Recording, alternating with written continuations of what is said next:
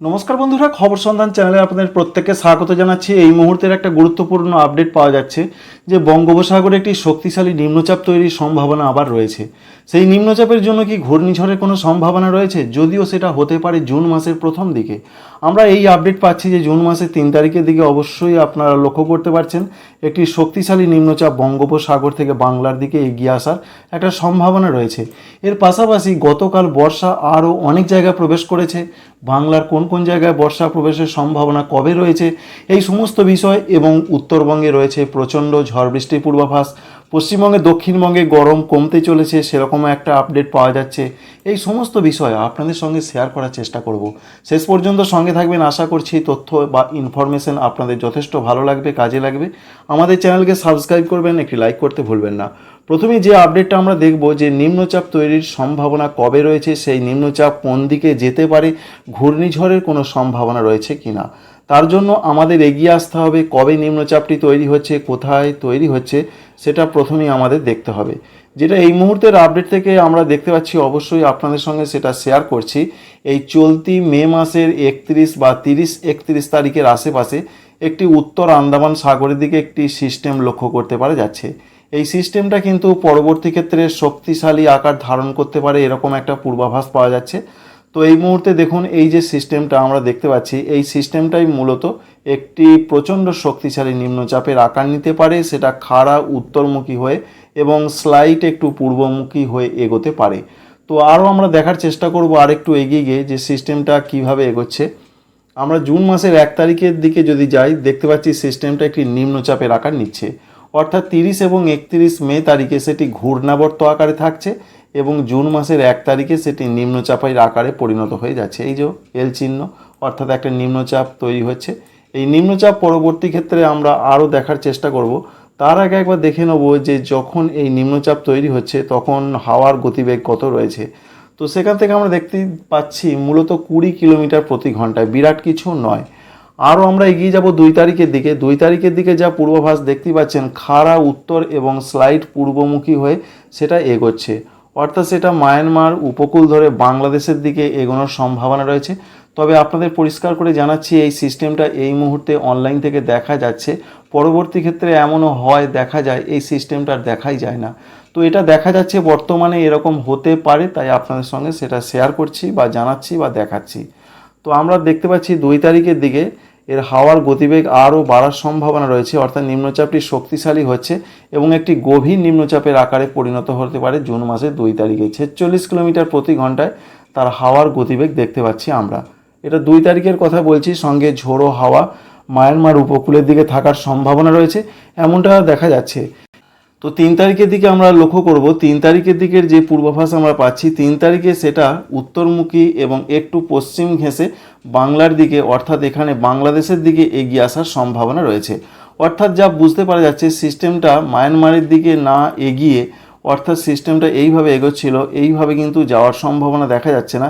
সেটা আবার দেখতে পাওয়া যাচ্ছে একটু যেন বাংলার দিকে এগিয়ে আসার সম্ভাবনা রয়েছে। তো আরেকটু যদি আমাদের এগোতে হয় তাহলে এই জিনিসটা আরও পরিষ্কার করে বোঝা যাবে। তো 4 তারিখের দিকে আমরা দেখতে পাচ্ছি প্রচণ্ড ঝড় বৃষ্টির সমেত সেটা পুরোপুরিভাবে বাংলাদেশের বরিশাল এবং খুলনা এই বিভাগ দিয়ে প্রবেশ করার সম্ভাবনা রয়েছে। এবং তখন তার হাওয়ার গতিবেগ কত থাকতে পারে, এটি কি ঘূর্ণিঝড়ের আকার নিতে পারে?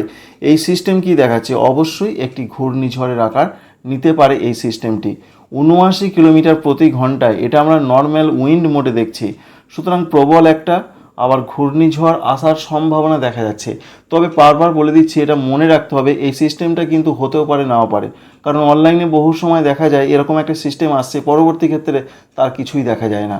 তবে আবহাওয়া দপ্তর যদি বলে থাকেন অবশ্যই সেটা মানতে হবে আমাদের, কিন্তু সেরকম কোনো আপডেট এখনও পর্যন্ত ভারতীয় আবহাওয়া দপ্তর দেননি। সুতরাং একটা প্রবল শক্তিশালী নিম্নচাপ, তা থেকে একটা ঘূর্ণিঝড় তৈরির আশঙ্কা রয়েছে। সেই ঘূর্ণিঝড় সরাসরি বাংলাদেশের দিকে হিট করতে পারে বা আঘাত হানতে পারে, কারণ পশ্চিমবঙ্গের দিকে সেরকম কিছু দেখা যাচ্ছে না আসার কোনো সম্ভাবনা আপাতত, যা এই মুহূর্ত থেকে পূর্বাভাস আমরা পাচ্ছি। তো দেখতে পাচ্ছেন, আমরা যেটা দেখতে পাচ্ছি, পশ্চিমবঙ্গ রয়েছে ঠিক এই জায়গায়, এদিকে আসছে না, কিন্তু বাংলাদেশের বরিশাল, কিছুটা চট্টগ্রাম, এই দিকে সেটা প্রবেশ করার সম্ভাবনা রয়েছে। এবার বৃষ্টি মোডে যদি আমরা যাই, তো বৃষ্টি মোড থেকে একবার দেখার চেষ্টা করব যে বৃষ্টির সম্ভাবনা কতটা। আশা করছি প্রচণ্ড বৃষ্টিপাতের পূর্বাভাস পাওয়া যাবে। তো বৃষ্টি মোডে আমরা এসে গেছি। প্রবল বৃষ্টিপাতের সম্ভাবনা রয়েছে বাংলাদেশের দিকে এবং এর প্রভাবটা পশ্চিমবঙ্গের দিকে বেশ কিছুটা পড়তে পারে, বিশেষ করে 24 পরগনা, উত্তর এবং দক্ষিণ, এরকম একটা সম্ভাবনা। এবার আরেকটু দেখার চেষ্টা করব এগিয়ে জুন মাসের 5 তারিখের দিকে সিস্টেমটা বাংলাদেশ হয়ে উত্তর পূর্ব ভারত ত্রিপুরার ওপর দিয়ে মিজোরাম এবং মণিপুর নাগাল্যান্ডের দিকে যেতে পারে, যার ফলে এই তথ্য এই মুহূর্তের আপডেট দেখাচ্ছে যে বাংলাদেশের বরিশাল চট্টগ্রাম হয়ে প্রবল ঝড় বৃষ্টির দুর্যোগটা মূলত ভারতবর্ষের উত্তর পূর্ব ভারতের দিকে যেতে পারে, যার ফলে ত্রিপুরা, মণিপুর, মিজোরাম, নাগাল্যান্ড এই যে 4টি রাজ্য রয়েছে নিচের দিকে, এখানে প্রবল দুর্যোগের একটা পূর্বাভাস রয়েছে। কিন্তু পশ্চিমবঙ্গের দিকে সেরকম কোনো দুর্যোগ এই মুহূর্তে থেকে দেখা যাচ্ছে না। তবে 24 পরগনা, উত্তর এবং দক্ষিণ সঙ্গে পূর্ব মেদিনীপুরে বেশ কিছুটা প্রভাব থাকতে পারে 4 তারিখ এবং 5 তারিখ সকাল পর্যন্ত। পরবর্তী ক্ষেত্রে 6 তারিখের দিকে যেটা আমরা দেখতে পাচ্ছি ত্রিপুরা অতিক্রম করে সেটা আরও পূর্ব দিকে এগিয়ে যাওয়ার সম্ভাবনা রয়েছে। ভারী বৃষ্টি মণিপুর, নাগাল্যান্ড এই সমস্ত জায়গায় যেতে পারে এবং লাস্ট আপডেট আমরা 7 তারিখের দিকে পাচ্ছি।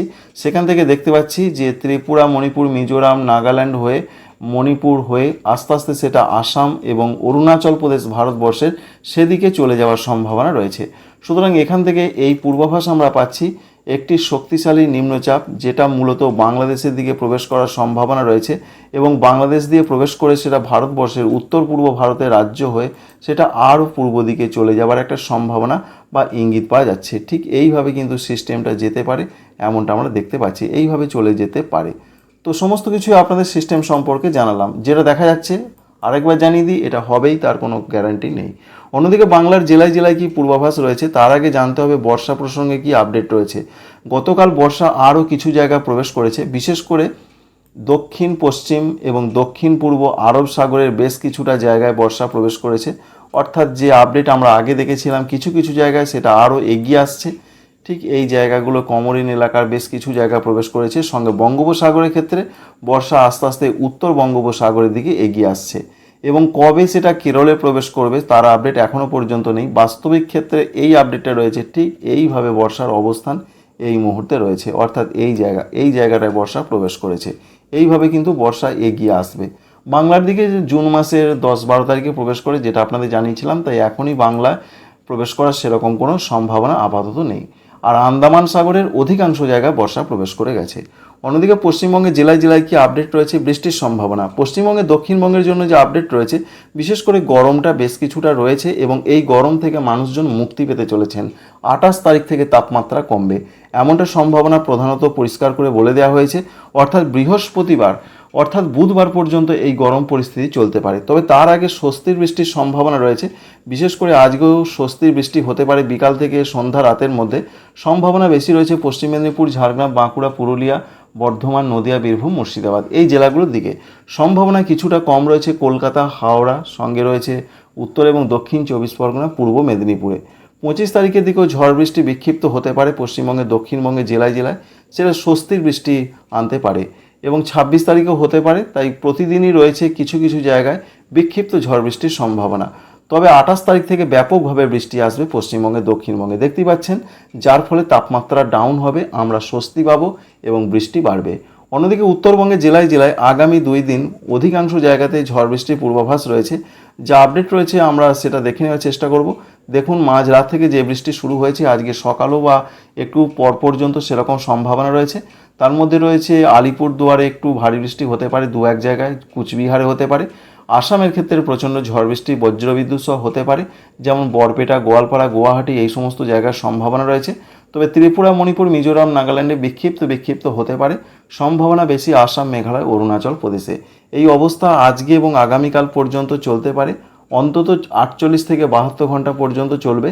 27 তারিখ থেকে আস্তে আস্তে ঝড় বৃষ্টির সম্ভাবনা কমবে উত্তরবঙ্গের দার্জিলিং, কালিম্পং, জলপাইগুড়ি, কুচবিহার, আলিপুরদুয়ারে, উত্তর পূর্ব ভারতের দিকে। তবে এক্ষেত্রে বলে রাখা ভালো যে উত্তরবঙ্গের নিচের দিকের যে জেলাগুলো রয়েছে, উত্তর দিনাজপুর, দক্ষিণ দিনাজপুর, মালদহ, এখানে মূলত 25 তারিখে বলা হয়েছে অনেক জায়গাতেই বিক্ষিপ্ত আকারে হালকা মাঝারি ঝড় বৃষ্টি হতে পারে।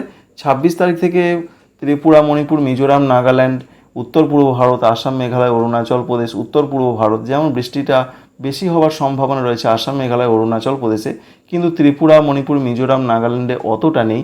ঠিক তেমনই উত্তরবঙ্গের নিচের দিকের জেলা উত্তর দিনাজপুর, দক্ষিণ দিনাজপুর, মালদাতে 2-1 জায়গায় বিক্ষিপ্ত বৃষ্টি হতে পারে। এরকমই একটা পূর্বাভাস আমরা পেলাম।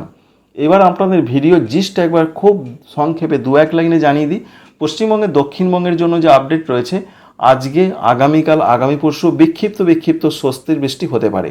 তবে 28 তারিখ থেকে একটা পরিবর্তন আসছে, বৃহস্পতিবার থেকে বৃষ্টি বাড়বে, তাপমাত্রা কমবে, আমরা অনেকটা রিলিফ পাবো। অন্যদিকে ঝাড়খণ্ডের ক্ষেত্রে সেরকম বৃষ্টির সম্ভাবনা নেই। 28 তারিখ থেকে ঝাড়খণ্ডেও বৃষ্টি বাড়বে, তবে তার আগে পর্যন্ত আগামী 2 দিন তাপপ্রবাহ চলবে। উত্তরবঙ্গে এখনও 2 বা 3 দিন অধিকাংশ জায়গাতেই বৃষ্টি হবে, যেমন রয়েছে দার্জিলিং, কালিম্পং, জলপাইগুড়ি, কুচবিহার, আলিপুরদুয়ার একটু ভারী বৃষ্টি হতে পারে। ভারতবর্ষের মধ্যে প্রচণ্ড তাপপ্রবাহ চলছে এই মুহূর্তে।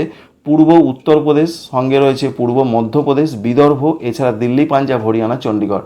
এই ভয়ঙ্কর অবস্থা কিন্তু চলতে পারে, বিশেষ করে 2 দিন। এখনও 2 দিন পর থেকে তাপমাত্রা আস্তে আস্তে কিছুটা হলেও কমতে পারে, এমন একটা সম্ভাবনার ক্ষেত্রে জানা গেছে। আশা করছি ইনফরমেশন বা তথ্য আপনাদের ভালো লেগেছে, কাজে লেগেছে। লাইক করবেন, আমাদের চ্যানেলকে সাবস্ক্রাইব করবেন। আপনারা সবাই ভালো থাকবেন। Thank you friends, thank you for watching.